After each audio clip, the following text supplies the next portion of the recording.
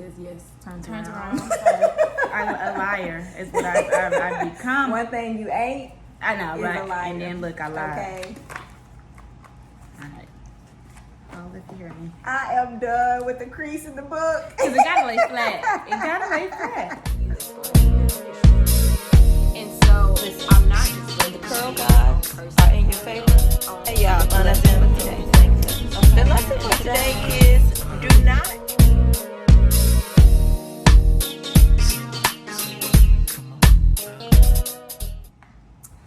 All right, friends, welcome back to my YouTube channel, A Radical Relationship, where we are talking all things faith and all things lifestyle.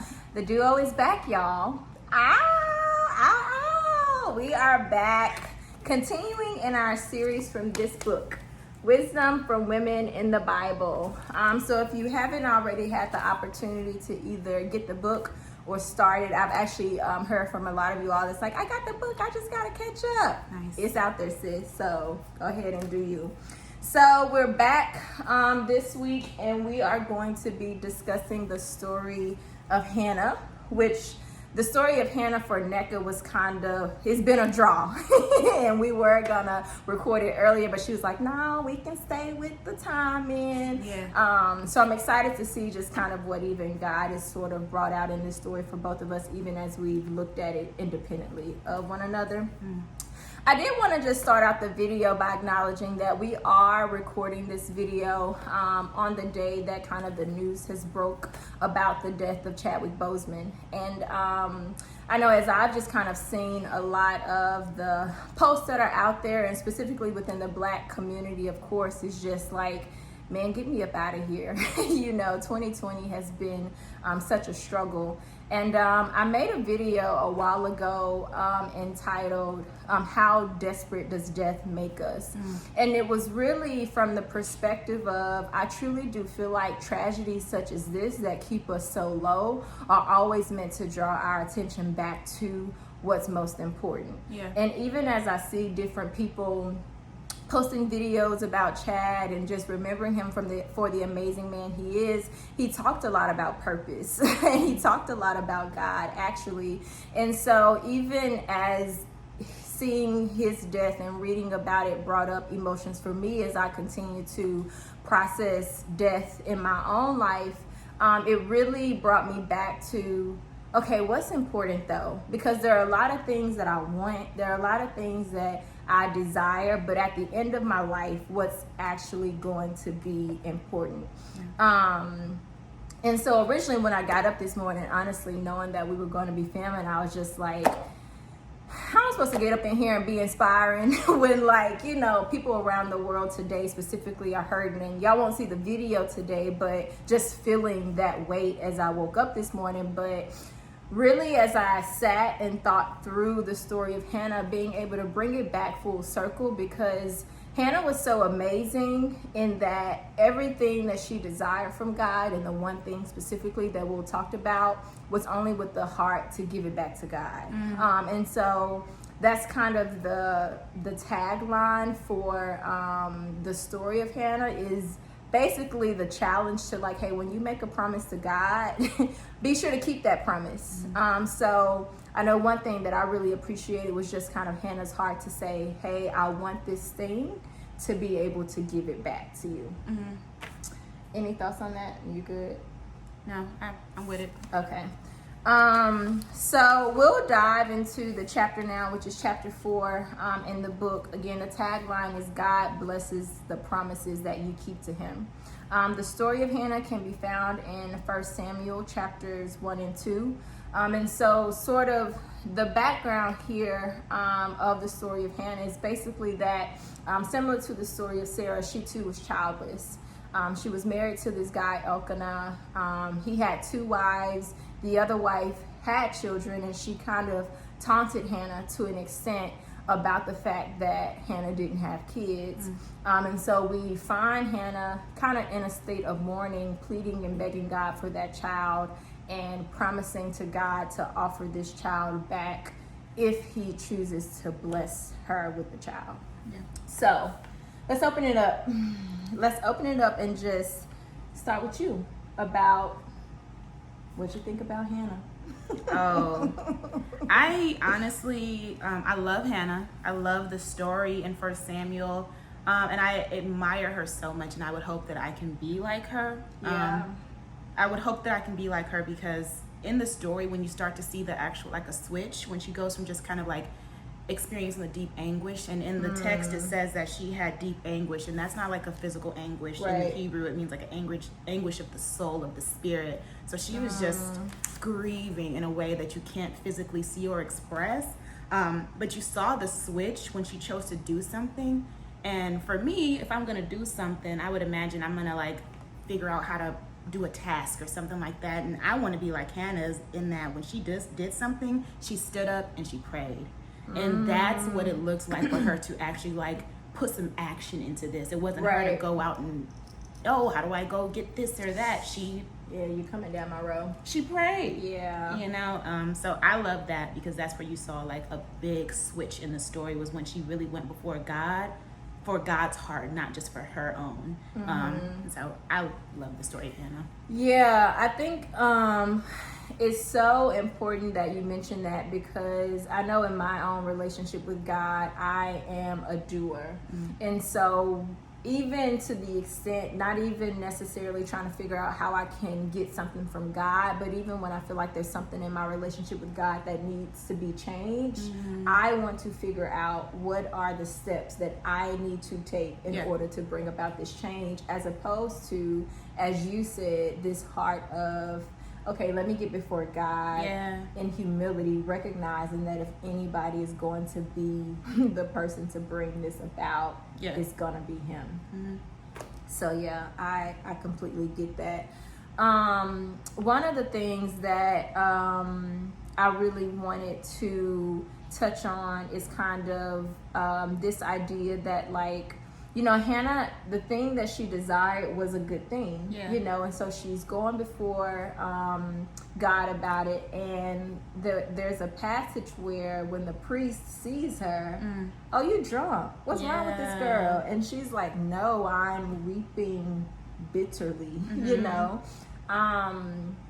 Do you feel like you can relate at all, or have any sense of what that may have been like to actually be pouring out to God because of this intense desire that you have, but to be misunderstood with where that desire is truly placed? Yeah, I think I can relate to that. I think more than anything, like, not even in the context of like a desire for God, but I think sometimes your relationship with walking with Christ can look like that to the world. It can look like you're being a fool to be this radical for Christ, and really she's really just, all I got is to give you, to just say this to you right now, God. All I got is to like bring it before you, and however it needs to look is what it's going to look like for you, because you get me. And I would say I can relate to it more so for that, because I would imagine like people maybe seeing how zealous or like all in I can be for my walk, in my walk with Christ, and it seems a little excessive, right? Because like that's not the only kind of Christian there is, but it's like there's only one kind of Christian, that's the one that's sold out, you know? So I can maybe more so on that end. And it makes me think about too how, like, even for myself and kind of all of the personal trials that I've endured, for somebody who actually doesn't know the intimate details but are just on the outside looking in, it wouldn't appear, you know, that like, oh, this is great for God, you know, you're getting a divorce to the glory of God, you know. And so same for Hannah, like this priest, he didn't know the taunting that was going on at home. He didn't know what she was actually enduring. And there was a scripture where I chuckled, because wasn't her husband like, isn't it enough that you have me? And I was like, just like a man. But you just like a man. But you know what I love about that is that she actually, in the text, you don't see her respond to when he said that. She doesn't respond to his other wife, Peninnah, and you don't see her respond to her husband either. The only person she speaks to is God, or about God to Eli, right? Like she doesn't actually respond to the two voices that are so prevalent in her world. She only speaks back to God.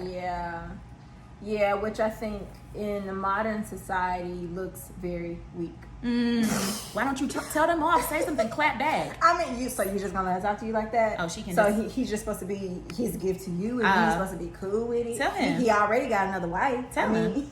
And it's like, she's like, but actually though, it doesn't even matter, because the one who made me, the one who matters, Right. that's who I'm gonna talk to. Right. That's amazing. So you were saying, as we were prepping about, a lot of the gospel that you see in Hannah. What was that? I think I see so many like similarities between Hannah and Mary. It's a woman, there's a womb, and I wrote it down.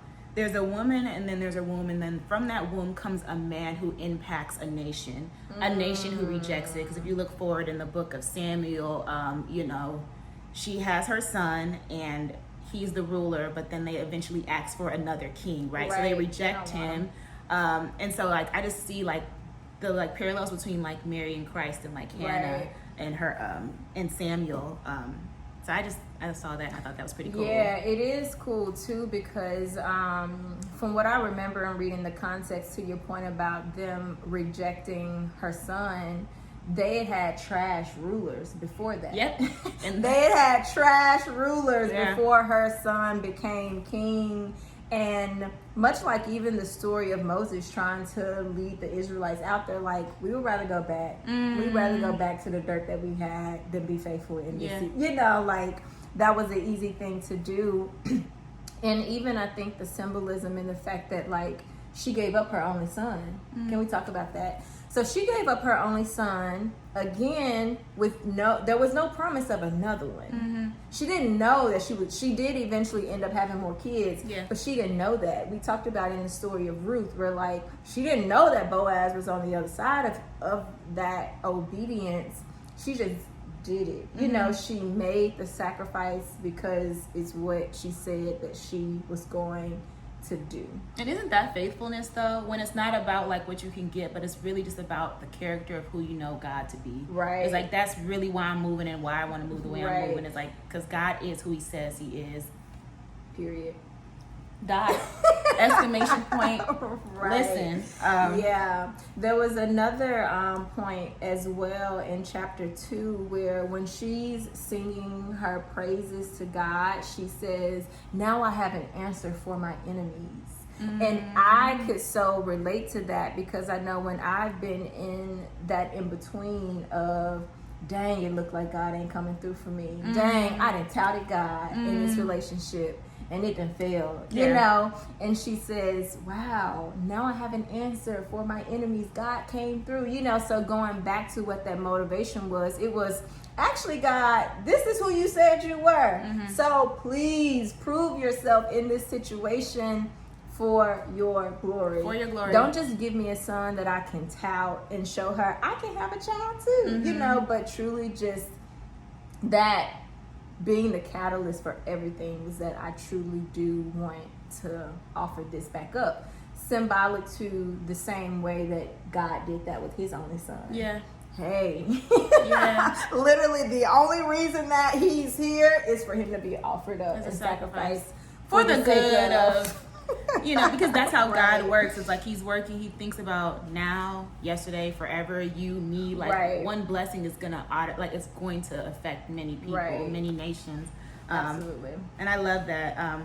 I want to talk about when she actually had do it. I really want to talk about when she actually said, Lord Almighty, if it your will, only look on your servant's misery and remember me, and not forget your servant, but give her a son, then I will give him to the Lord for all the days of his life. I really like that part, because it just seems like such a big, like, for your glory moment. And I say that because you see her saying, like, remember me and not forget your servant. And that seems kind of redundant, right? She says, like, remember me and not forget your servant. Like, obviously, like, you already said it. Why are you saying it twice? But I look at it and I think about, like, when she's saying that, it's like, remember me as this human that I had nothing to do with. Like, I came in as a woman, right? So remember me in my woman form who wants to bear a child. And don't forget your servant, a person that you made me a woman and I chose with my life to serve you. Oh, wow. And that's what true worship looks like, when you take what you have and you take what you choose to do and you point it towards Jesus. And that is like true glory, I feel. It's like when you come together, and like that's what it looked like for me. She's like, as a woman, like, remember me in my womb that wants to carry life, but know that I'm your servant first and foremost. And when those two things come together, bless it. Right. Like, right. bless it. And I'm like, to God be the glory. Right. Like, for me, at least that's kind of like how, when I read it, I'm just like, dog, like, that's what it looks like. It should be like your God-given things and your like own free will. When they come together, that's true worship. Right. And she's worshiping it, ain't she? Right. Yeah, that's really good. I was just thinking about that, just how I love how you so beautifully articulate the two coming together, because I feel like people always try to make it be one or the other. You know, it's always like, oh, when tragedy happens, but don't forget, people got free will. Oh, but when good things happen, don't forget, it's God. And it's always both. It's always both. Yeah. It's always both. And even I think just like, for me personally, I was having this conversation with someone earlier this week where we were kind of talking about my testimony and how it was crazy that I ended up in the same place with disciples and introduced myself. And she was like, do you think it was spirit-led or was there intuition? I was like, I was seeking God, and he took my plans for the day and placed me where I needed to be. Because he good like that. I needed lunch. Because he good. Said I was going to Panera. Well, what do you know? I met some Christians in Panera. You know, I was just like... All of the Panera. I just wanted to eat. And God was who like... knows me knows I'll do He said that. you need the bread of life. Right, exactly. But I was just like, I've just learned that, like, when your heart is truly to please God, as you go... he directs it, you know, and so many things I think too just aren't as big as we make them out to be. It truly is like, just make your moves and allow God to direct your steps, and as long as you stay surrendered to that sincere heart. Exactly. Yeah. That's the only thing that like there's a lot of variables in this walk with Christ, but like the one thing that like can't not be there is the sincere heart, because like God is just gonna work with it if that is there. Like, you'd be surprised like how he can move, like, you know, nearer to me people. You know, I just wanted some lunch for the day, you know, that's it. Did you have anything else you wanted to touch on? No, that's all I got right here. Okay. So one of the let me just look through my notes here. Oh, so one of the things that I did note was that when she was having this intimate time with God, praying for what she desired and what she was promising back to him, nobody knew. No one knew. No one knew. At least to our knowledge. She didn't go back and say, yes, I had this great time with God. I let him know that if he does this thing for me, that I'm... So nobody really would have knew. They wouldn't have known if she also didn't keep her promise. Yeah. Because they didn't know. Yeah. But it just came from a super personal place, back to how you talked about how, like, she got up and prayed. Another, like, sign that, like, this was totally a thing between her and God. Also, nobody would know if it didn't happen, because they didn't know, you know, what she was praying about and asking God for, to the extent that she was. Yeah. So just an integrity thing, like just keeping her word to God. Yeah, just super keeping her word to Christ. Yeah, exactly. Yeah. And so one of the questions at the end was, do you currently have a deep desire for something? Yeah. Absolutely. Don't we all? Don't we? Don't we all? Yeah. And so for me, when I kind of journaled and talked about this, for me, and I guess in some ways similar to Hannah, it's like, man, the next man that I get that love me like crazy, you know, there's like this longing for like, okay, I've seen what it can look like when it's a little jacked up as it concerns like romantic relationships, but man, I cannot wait to like truly experience that for everything that is truly worth. And so then if I'm following the example of Hannah, it's also, and then what do I want to do with it? Yeah. Because I know that like romantic relationships are that they're romanticized, you know, and we forget a lot of the times that like it's always supposed to be about purpose. It's never just supposed to be about the two of you. Yeah. So I think even as I'm continuing to work through that desire, that I can use Hannah's example to say, okay, and then what am I prepared to do in return? You know, and what does it look like for me to give that back to God, and truly out of surrender, not because I feel obligated or because I feel like it's a super Christian thing to do or whatever the case may be, but truly because that's my heart posture. You know, is to be sure that what I receive is truly out of a heart for how God can be glorified through it. Yeah. So what would that be for you? I think mine is a family. To have a husband and children. I really, and you know this about me, I really just want to raise children up to know Christ, to choose Christ like in their youth, because I just don't take it lightly that God allows me to participate in this amazing thing he's doing for all of eternity. Like sharing the gospel, like raising up soldiers for the kingdom of God, like arrows that point towards the only thing. That's really just like what's on my heart. And that's just always been a desire of mine. And making sure like I don't get into a space where like I feel like God's not answering my prayer is like always really difficult for me. But remembering, like getting into that space where I kind of realign my mind and remember like, okay, but you do want this for the glory of God, right?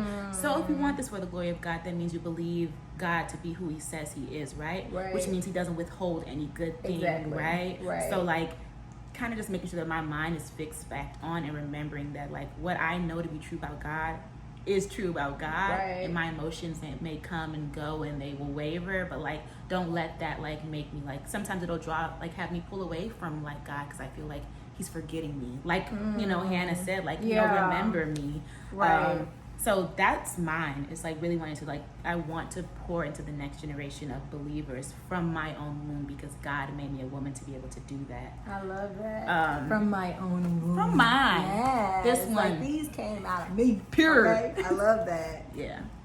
Were you about to say something? That's it, girl. I see all the red on Oh, because in the chapter when she talks about like, you know, mothers and father, like her perspective, like I'm talking about, she talked as if this is Hannah writing, but like there's here where it says raise them well, train them up in the way they should go, just talking about children, and just like the how if you're faithful, the subheader here is like if you're faithful to God, he multiplies your impact, and that's really what it's all about. Like I think that's why I love being a Christian so much, because it's just not about me, it's about loving God and loving others, right? So like I want to be faithful because I want other people to experience God. I want other people to be faithful as well, because it's really not about me. Like I've experienced God's goodness, like someone else got to experience this too. Like it's excellent.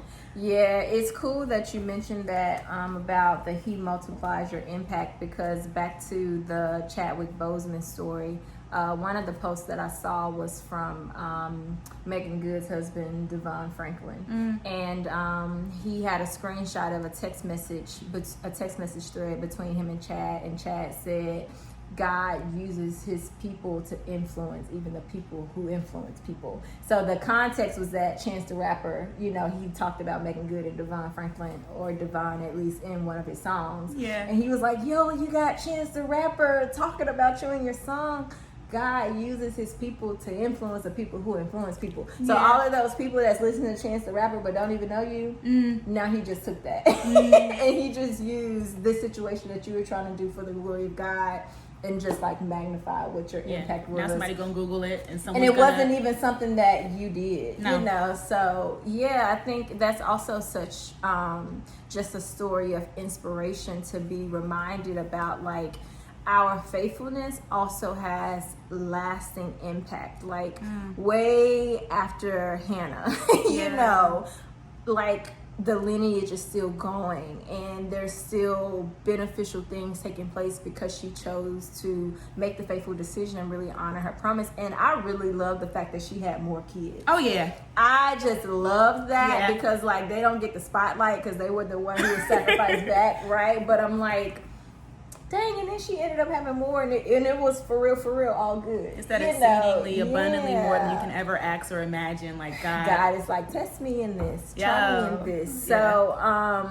for those of you watching this and viewing out there, I really would just encourage you all to ask yourselves that same question as well, just around like, man, what is it that I'm desiring of God? And two, like making these promises back to God isn't about like, God don't need to be bribed to give you a good thing. You know, like God wants you to have a good thing, but I think it's more so of what's my heart behind the why. Like, what's my why? Because the why is what sustains you after you get it. Yeah. And so the why is like the root, right? Yeah, like the reason that I'm doing this, like if I desire a romantic relationship because I really just want to be loved, well, I'm just in his face kikiing all day. Yeah. I can't even go make it to tell nobody about Jesus because I just kikiing all day. I'm just kikiing. The why is what sustains you when you get it. And so that's why I think that it's important to really evaluate, okay, what promise would I be willing to make back to God if granted X, Y, Z,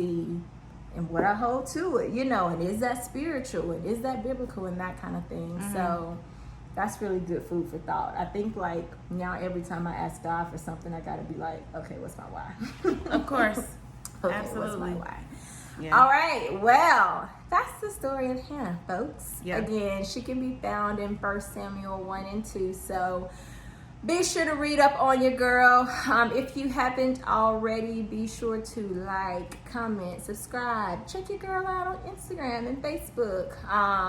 And just definitely comment down below and let us know how you're being impacted. And again, if you don't have the book yet, there's always time because the videos aren't going anywhere. But definitely just be sure to let us know how you're being impacted by these series. All right, until next time, we are out. Bye, friends. Love it every time.